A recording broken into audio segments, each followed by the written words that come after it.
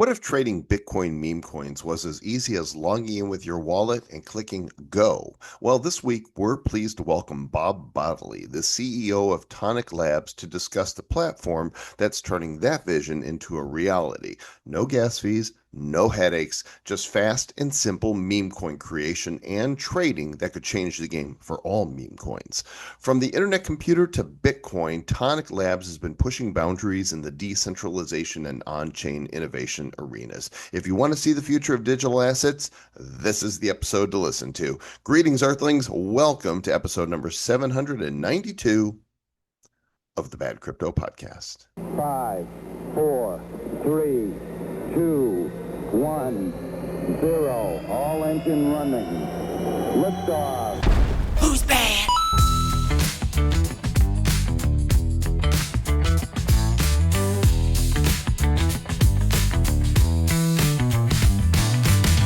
Memecoin schmeme coins. Sir Lord Travis, what do you make of this crazy meme coin world we're in?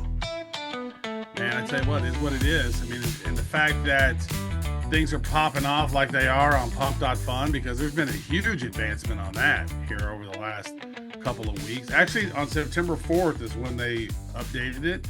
And so before it used to be just completely horrible, a ginormous train wreck where you would debit, you would create the token, you'd buy all the tokens, you'd launch the token, and then people would get in, and then you just rug it as quickly as you could, and it wasn't good. But now they got it set up where the incentivization is to no longer rug, but to instead hold it, build it, and then you're getting a kickback of 1% of all the volume transaction fees, which is a much better scenario. So last I heard, Joel, in September, I heard they gave upwards of $50 million away to content creators on That's PubFun.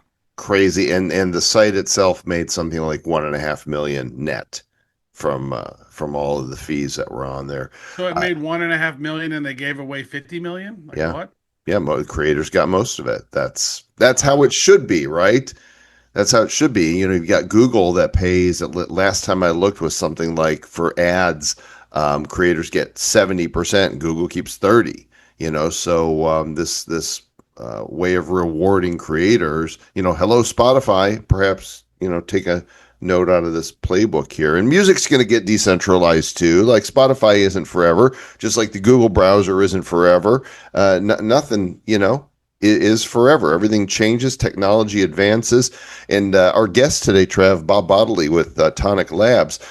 Full disclosure here, both Travis and I invested in the company and have a small sliver of equity in Toniq Labs. We were excited because we saw what ICP, Internet Computer, could do, what its potential was, and we took our Blockchain Heroes NFT series and we created a variation of them that we sold on Entrepot, which was their NFT platform. But now they're shifting, they're pivoting, Sir Lord Travis. Yes, they have a new platform called Odin.fun. Isn't Odin like a Thor type of sort of Norse god? Yeah. I should know that since I'm part Viking. Yeah. And I know that because I love raping and pillaging. It's my favorites. Well, that's a soundbite you don't want taken out of context right there. On that note, let's get to our interview with Bob Bodily.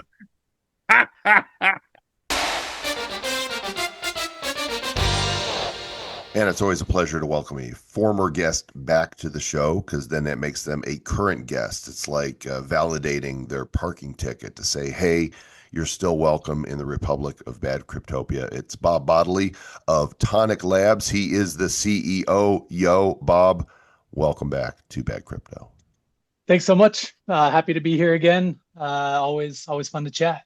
There's two things I really wanted to cover today, and both were stimulated by an email you sent to investors of Toniq Labs. Full disclosure, both Travis and I are OG investors, I think from back in 2021 or so. Yep. And at that time, you guys were building out Toniq Labs and a website called Entrepot.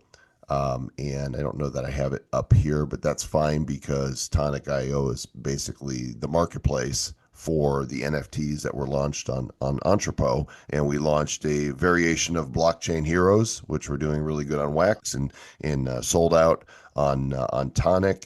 And the company has gone on to do some other things. So, but before we move on to the other things that are super exciting, let's kind of get a state of the union on Internet Computer, the blockchain that Toniq is building on and has been building on. Yeah, on the ICP side, you could maybe call ICP one of the most hated blockchains of all time. Since launch, I mean, price has been down only. It went in with lots of hype. People had these big expectations, and then, hasn't quite lived up to the hype in terms of marketing, in terms of like crypto Twitter sentiment. I mean, if you ask any ETH OG or Bitcoin OG or, anyone in the Solana community about ICP, either they don't know anything or they're ignorant of it or they, don't like it. And so there's kind of this, negative vibe around it. But if you dig into the tech is phenomenal.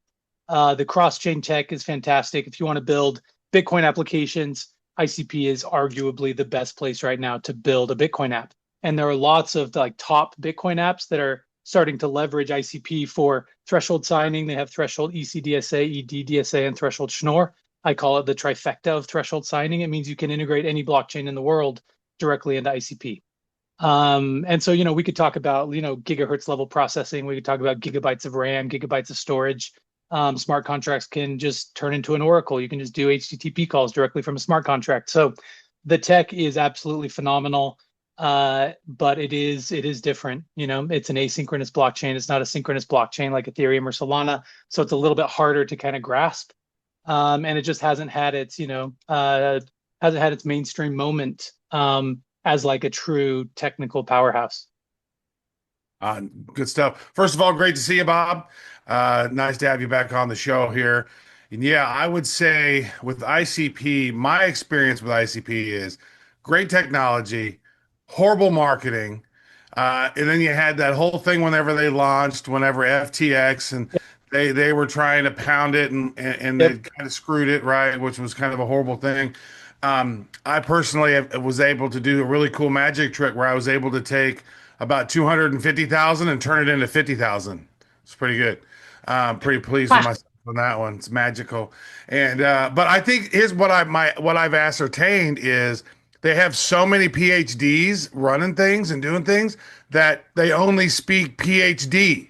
And so Yes. most people are not PhDs, very small percentage of them, and so they talk over everybody's head. So people are like, I don't know what that is, and there's no. Most people are like, mid-intelligent degens, right? I mean, let's be real. Half the people are average intelligence. That's the way it works, and they're talking way up here, and we do this, and we talk asynchronous, and everybody's like, I don't fucking know, I don't care. Yep. What can I launch a meme coin? Oh, so the fact Yep. that you've gone in here and been able to sort of utilize that to build a platform that allows people to actually launch tokens, meme coins on Bitcoin is kind of a fun thing because there's a lot of stuff that can happen on that. So I want to maybe ask about that. Like, so that evolution from ICP, and then you launched Toniq Labs, and then Entrepot. So let's go back through that to kind of give people a little reminder of what happened next. Yeah, I mean, we've had a long road as a company. 2021 launched an ICP NFT marketplace. This was like the peak of NFT season. And so NFTs were doing really well. ICP price was still, fairly decent, $30 to $80 range. And ran that for probably like a full year or 2 years. But NFTs have been down only since April of 2022. I mean, Right. there's like very little interest. And this isn't just, ICP NFTs. This is across the board. Look at Ethereum NFTs, look at Solana NFTs. I mean, and except for the blip of ordinals in January of 2023, NFTs have basically been down only until like very, very, very recently, where a few collections have kind of found a way to kind of come back. And so we launched a wallet called Stoic Wallet and Entrepot and Toniq. We did end up in January 2023 pivoting into a cross-chain NFT marketplace, which was Bionic. So this is an ordinals marketplace. And there are a lot of advantages to some, this is built on ICP, which is like a Bitcoin sidechain. So it can be faster, it can be more programmable. You can do, more interesting things. Is that what that CKBTC is? Yeah. So CKBTC, essentially you take your Bitcoin and you lock it up in like a threshold ECDSA signing setup. So you have, this subnet with nodes with partial key shares, and they control the specific signing for those addresses. And then you get CKBTC on the other side, which is only 10 sats to do a transfer and very, very fast.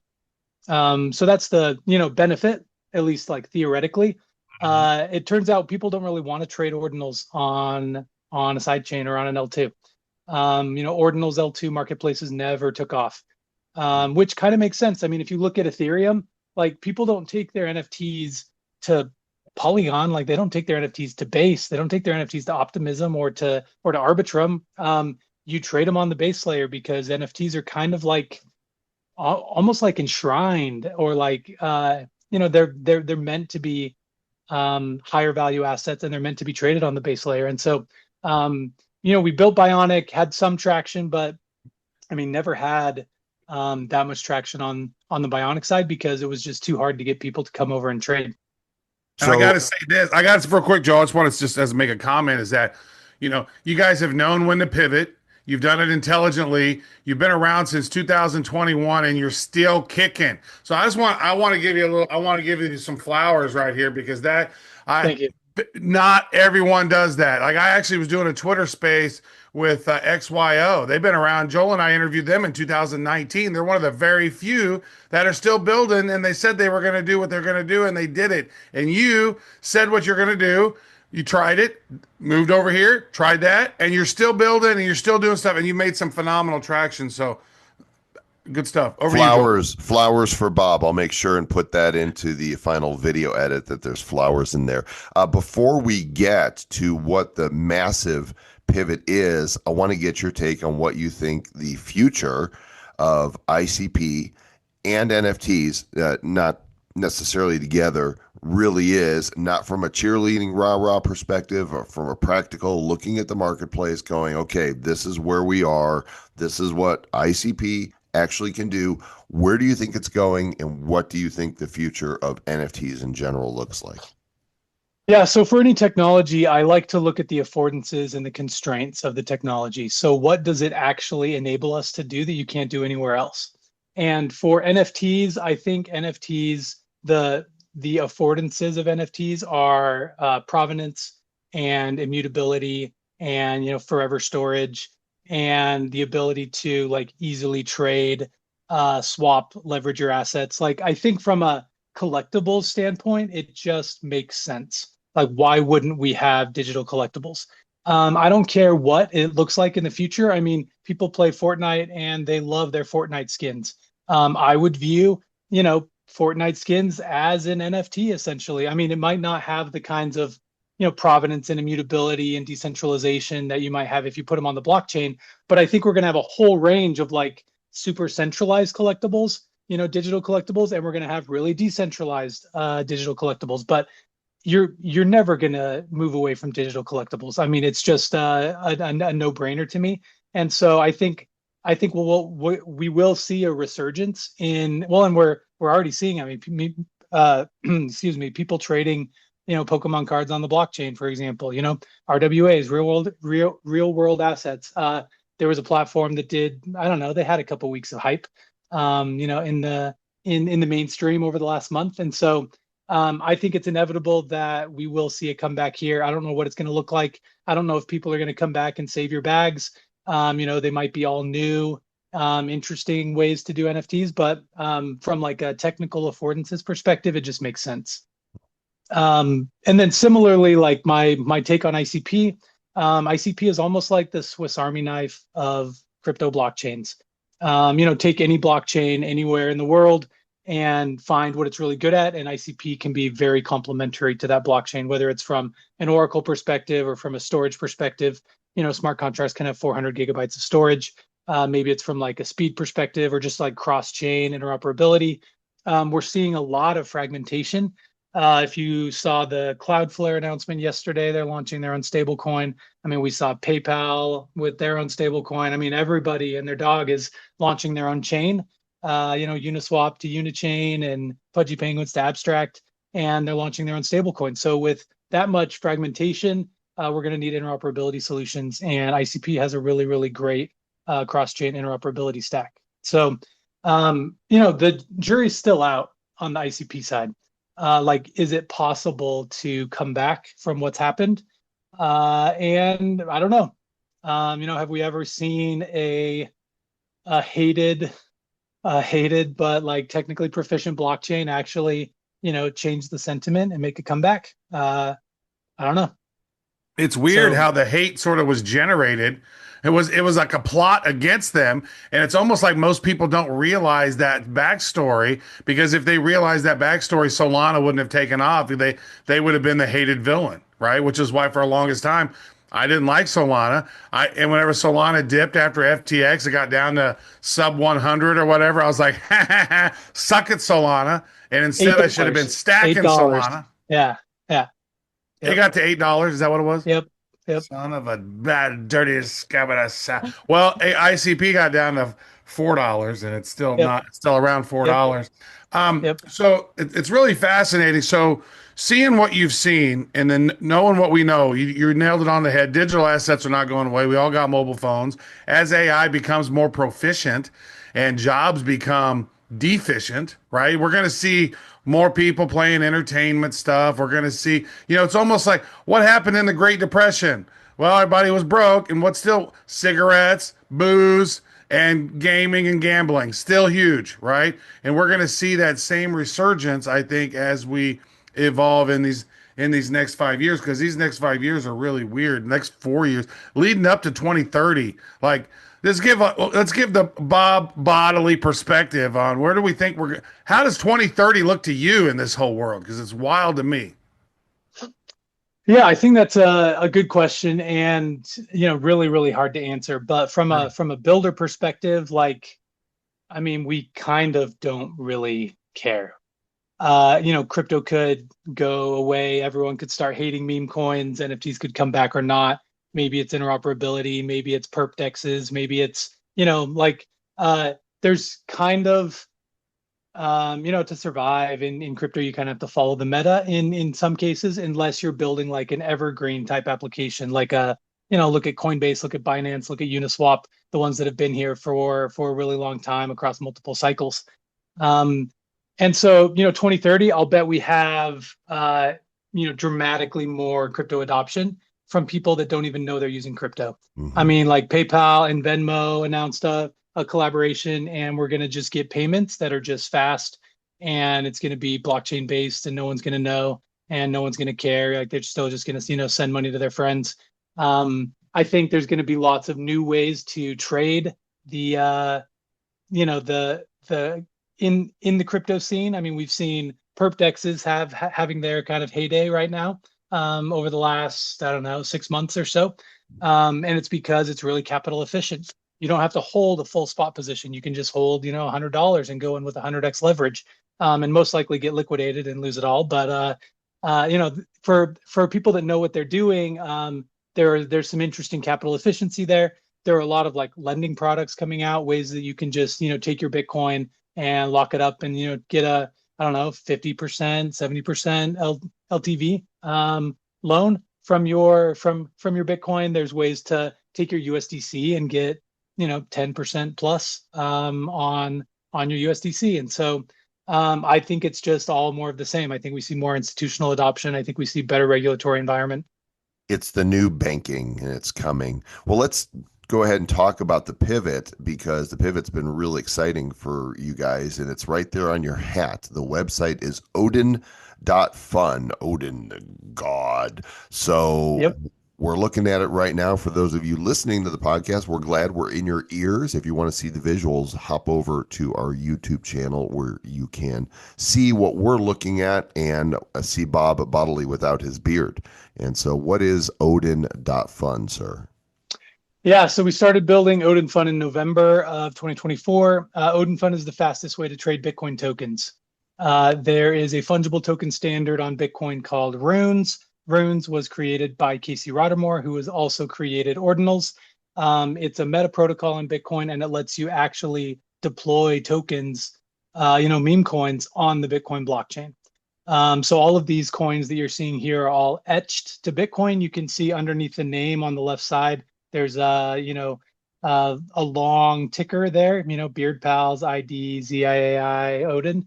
And yeah, so if clicking that takes you to Unisat and you can actually see it. This is where it was actually etched into the Bitcoin blockchain.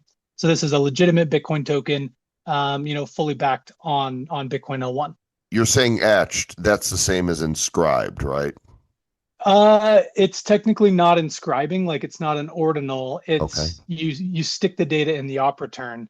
Ordinals show up in the witness data, so you're just putting data in a different place. Okay, blah, In blah, Bitcoin. highly technical over my Yeah. head. And this is the Yeah. problem with ICP that Travis was alluding to. Yep. Well, Yep. it's really not inscribed. It's stuffed in the bun with the thing and they put a little mustard Yeah. on it. Yep. Yep. It's a Uh, So No, it's trading these tokens on Bitcoin L1 is really slow, really expensive, really hard. There's no programmability. And so we built essentially the pump fund of Bitcoin. So you can easily create tokens, create a token in a couple seconds. You can trade the token along a bonding curve, then trade it along an AMM curve after that. The AMM is just built right in. And it's just seamless and blazingly fast. Now this is interesting. This is hitting on a couple cylinders over here because the ability to stack sats through meme coins is a totally brand new mechanic. Like nobody's doing this effectively. So explain to me again then about, so are these X amount of tokens and for one, maybe explain how many tokens do many of these projects launch? Because on Pump Fund you launch 1 billion tokens. That's the way it goes. And then how many tokens are on a Satoshi? I mean, and can you maybe, say, I want one of those rare Satoshis that he used in the original Genesis block to mint mine on and do kind of a rare sats thing. Explain how those mechanics work, because that's fascinating. But do it Yeah. without using that extremely highly technical vernacular. Talk to us like Yeah. we're fifth graders. Talk to Yeah, us like we're okay. tards. So you can create tokens on Odin Fund and they will only live on Odin Fund. They won't live on Bitcoin yet. We've had, let's see, what is our total token count right now? 34,000, almost 34,000 Wow. tokens created, which is not that impressive compared to Pump Fund. I mean, Pump Fund has done 34,000 tokens in a day. In our case, we do charge. It's like a couple bucks to create a token. And so they only live on Odin Fund until they graduate. So they trade along a bonding curve until they get to a 1 BTC market cap. Once they get to a 1 BTC market cap, we have a process that goes and then, fully backs it to Bitcoin. And then you're still, trading on Odin Fund, but then you can withdraw whenever you want back to Bitcoin L1. So that's kind of like the token life cycle. Like, yes, technically, if you wanted to, take your token and, put it on like some rare sats or something like that, like, yeah, you could do that. We don't offer that by default, but we have integrated some what I would call legacy runes, essentially tokens that have been deployed not on Odin Fund. So you can take a token that was launched early days on Bitcoin, like Dog, for example. Dog is, one of the top runes tokens, and you can trade Dog on Odin Fund. I don't see dog on here though. Wouldn't it be a top token? So holders is only Odin Fund holders. Just filter by market cap or sort by market cap there. If you just click the arrows on the actual table itself, market cap's towards the left. Oh, there we go. Okay.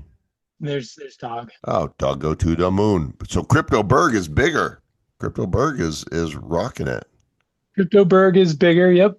Never heard of it. Now I know there's a whole world out there that I've been completely unaware of. So talk about the growth then overall. What is how is this impacting the company? And are you guys number one? Is this in the space? Yeah, I would say in terms of like ICP applications, I mean, Odin Fund is by far the most successful ICP app of all time. If you look in the Bitcoin ecosystem, I would say Odin Fund is arguably the most successful Bitcoin app of all time. If you look at like our volume numbers, I mean, we just crossed $1 billion of total volume on the platform. And if you compare that to like what's happening on Bitcoin L1, I mean, there's just nobody really trading on Bitcoin L1 right now. I mean, if you look at like Magic Eden, Ordinals, or Runes trading, it just doesn't doesn't compare. So we're doing, multiples of everyone else in the ecosystem right now. Yeah, you can see there's the dashboard on the Odin Explorer that shows how many tokens, the total volume, value locked, and total users. That's a really good. How long has the site been active? We launched end of January, so we're at what? February, March, 9 months. September, 8 months, almost 8 months. Yeah. So you've got 265,000 users. And what are you seeing as far as, are you having month over month growth? Is it moving in a direction where you're going, okay, this is catching fire? Yeah, so we probably have, I don't know, 15,000 daily actives in terms of like visitors to the site. And then in terms of actual trading users, it's probably in the, I don't know, 3 to 5,000 daily active trading users. And so definitely seeing a lot of growth, seeing a lot of growth in Asia. A lot of our users come from, China, Hong Kong, and other countries in Asia. Yes, stand up and show us your shirt again because you showed it before. Oh yeah. Watching, that is definitely, is that Chinese? Yep. And Yep. what's it say? It's Bishan, Bishan, and it means which it means we will win. We will win. So that's the Chinese version of Wag Me. Yeah, kind of. We launched a shirt at Bitcoin Vegas earlier this year, and it was Degenerate Bitcoin Energy. That was our shirt. And so we wanted analog to that someone could wear like in China, that wasn't like super crypto related because you can't buy Bitcoin in China, for example. You have to go OTC. And so we wanted something a little bit less, gambling related. So we will win is our, that's what we did at Bitcoin Asia. DBE, Bishan. Suck it. What'd you call me? I said DB Sean. Oh man, you better watch your mouth, son. I gotta say to you. So I want to, because I think this is really fascinating because for the longest time, Bitcoin's sort of it's very quick, it's very fast, it's very secure, it does its own thing. Building on top of it wasn't all that easy. And now the way you guys are setting this up with that bonding curve, for one, dude, that's brilliant. You get to one BTC, which is 100K, whatever it is, 110, 120, whatever the math is, wherever it is, whenever you listen to the show. I mean, that's awesome because on pump.fun, you got to get to 69,000, blah, blah, blah. And it takes some, does all of the stuff. But I think it's really fascinating. I think that we're going to start seeing more Bitcoin-based applications popping out. I've had on the Twitter Spaces with the ICP or IBC that we do is there's been one. I actually interviewed him yesterday. Bitcoin OS build. Are you familiar with what they're doing? Because it seems like there's some massive parallels with them and how they're building the boss token and being able to create ZK snarks on it and being able to the Ethereumization. So there's going to be a lot of innovation on Bitcoin coming up. Yep. Pretty cool. And so you guys are leading that right now. And I think the fact that, let's say, for example, we get in, we launch a token and it goes off. Are you able to then extract the Satoshis? Is that the Satoshis that you're pulling back out as the profits? Or you can convert them easily back over to Satoshis? How does that work? Yeah, so tokens, I mean, they're just like tokens. Like within Odin Fund, we have just a simple account-based model. And so you can hold tokens, and then we have AMM pools that are Bitcoin and tokens. And so at any point in time, when you have token, you can just swap them for Bitcoin because in the AMM, it's just BTC and token. And so at any time, you can bring Bitcoin in to buy token, or you can bring token in, you can sell it for BTC. Once you have BTC, you can just withdraw it back to your Bitcoin wallet on Bitcoin L1 whenever you want. Dude, it's genius. There you go. It's really fascinating. So what else would you like our folks to know about this as we're building this out and wrapping up? What are some other things that you see on the horizon that you would like people to know about what's going on with this? Yeah, when Lambo. Yeah. The thing I always say is anything that's ever been done on any other chain is coming to Bitcoin. If you look at staking, if you look at DeFi, if you look at token launch pads, if you look at AMMs, if you look at DEXs, if you look at perp DEXs, if you look at yield products, I think everything is coming to Bitcoin. There are a lot of people trying to scale Bitcoin, whether it's more programmability or more speed or more throughput or all of the above. And we've taken one path, leveraging ICP, which has been pretty fantastic. But there are other, really super smart, talented teams that are also kind of building in this area, trying to scale Bitcoin. And so I think it's just going to get better. Bitcoin is obviously the dominant asset in all of crypto. And I think there's a stat like 90% of people have heard about Bitcoin. And so in terms of like market share, in terms of like people's willingness to perhaps come over and participate in crypto, I think Bitcoin DeFi might be the most asymmetric bet in all of crypto since Bitcoin itself. Wow. Bitfi. So, final question for you, sir, and this is really purely opinion. Here we are recording this on Friday, September 26th. The show will come out the next week, and Bitcoin is pulled back quite a bit. The whole crypto market's pulled back. We're under 4 trillion market cap. Bitcoin is around 109,000 by the time this is released. We could be at 101, or we could be at 120. Who knows? But based on what you see happening in the cycle, in the market, the atmosphere, do you believe personally, not financial advice, that we are going to see a mega blow-off bull run here in the fourth quarter of 2025? Yeah, if I had to guess, I would say it's more likely that we do than we don't. Based on a whole bunch of different indicators and based on the current state of the market and institutional adoption and regulatory environment. I mean, it feels pretty good to me, but again, like, what do I know? Right. Black swans are just swimming around the corner at any moment, and who knows what's going to happen. Well, Bob, thanks for rejoining us here again. The update on everything that's happening. You guys can go check out the show notes. We'll be telling you the links here where you can go do that in just a moment. You're the real Bob the Builder, buddy. You did building all kinds of things. Yep. Yes, you can. We can fix it. So, Travis, would you like to revise your remarks from prior to the interview in case Targets in me blood? That's what Vikings did, man. Could you imagine?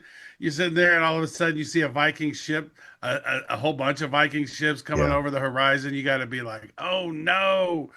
Tighten your sphincters. Here comes the Vikings. Here comes the raping and the pillaging. So what do you think of Odin.fun? I love that, these guys have been on top of what is happening and seeing where the needle is moving and going, you know what, Bitcoin meme coins, we could do this better and create a DEX that is super easy to use so anybody can spin up a Bitcoin meme coin. Yeah. I think it's pretty awesome if you just look at the website and see what they've already done and how it generates those fees, and they're stacking Satoshis over there. And he said, hey, we are profitable. Like, they're making X amount per month. They're stacking a couple, 2-3 Bitcoin a month in profits. Dude, what else could you want? If you can have a business that's generating and stacking Bitcoin as a result, I love that. Right. It's their own treasury company is what it really becomes. Dude, at that pace right now, that's 36 Bitcoin a year. I mean, even if you're not so much more profitable than that, which they probably will be as more people are able to launch meme coins. And I think that, they're going to start taking a page out of what Pump Fund's doing. And now Pump Fund's got a really awesome app. I've never been a big fan of the tokens that have popped off on that because the snipers are bastards. It's a war. But now we're seeing, Alex Becker, he launched a meme coin on there, and you showed me the one that Laura Shin launched a shit coin on there. And so the thing is that we were talking about this, like, what could we maybe do? Because you can't stream on Pump Fund without having a meme coin that you had launched on that. So that got the brains going a little bit, and we'll share more about that a little bit later on when we're fully baked. Well, yeah, this episode is released on the morning of October 2nd, but we're recording it is the evening of October 1st, 6:11 p.m. Eastern Standard Time particular, and I think it's worthwhile to take a look at CoinGecko really quick here. Trav, look at this. Bitcoin just shy of 118,000, up 4% this week. All of a sudden, ba-boom. Here it comes, and It is like October 1st hit and boom. Like yesterday, I looked at it, it was like 3.9 something trillion. yeah, Woke up today, it had grown by almost $250 million, bro. No, no, isn't, no. isn't that crazy? No, it had grown by $250 billion, bro.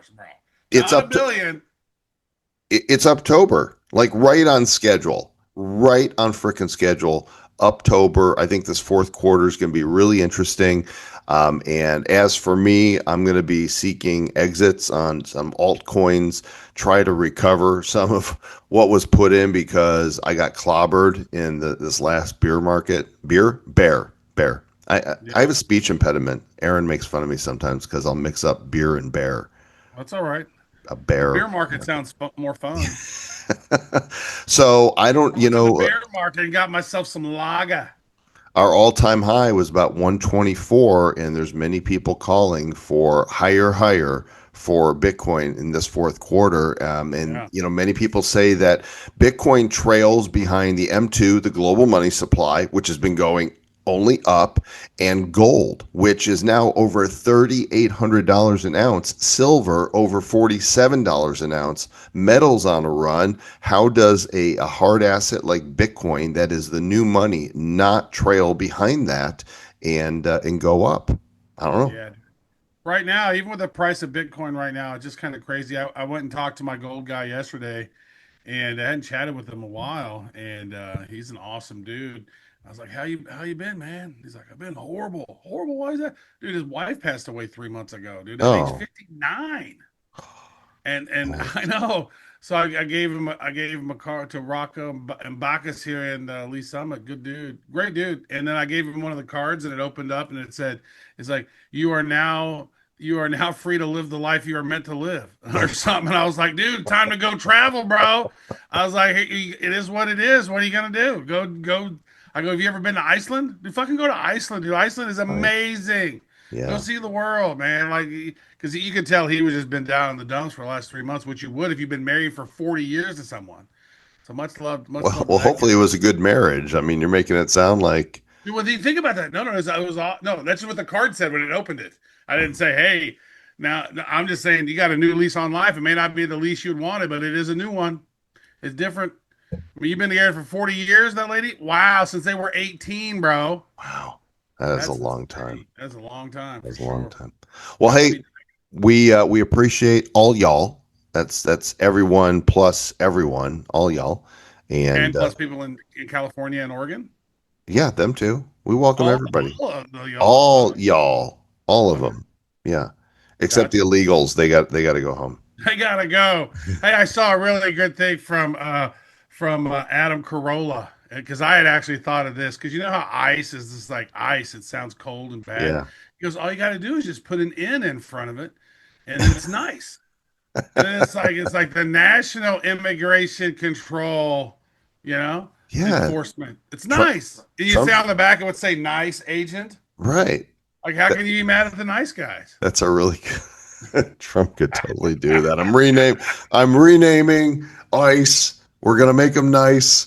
We're Yeah. making immigration control great again Friendly again because we got to control our nation. Yeah, it's because good. that's I who like we that. are. There you go. What Alrighty. I just want to say this. Yeah. What a weird parallel. Adam Carolla, Jimmy Kimmel, Man Show. They just went off on two different forks in the road. Looks like Yeah. Yeah. I suppose they did. They're probably still good friends, I would imagine. maybe. Who knows? They Oh, probably blocked maybe, him on social media. maybe not. Well, we won't block you if you don't block us. We appreciate you listening. We really appreciate it if you go give us a 5-star review. Make sure that you like, subscribe, ring the bell so you don't miss an episode. We'll be back again next week with whatever's happening in this world of crypto. Who knows? We could have all-time highs or we could be crying because the market could have crashed again. You never know. We'll catch you then. Stay bad.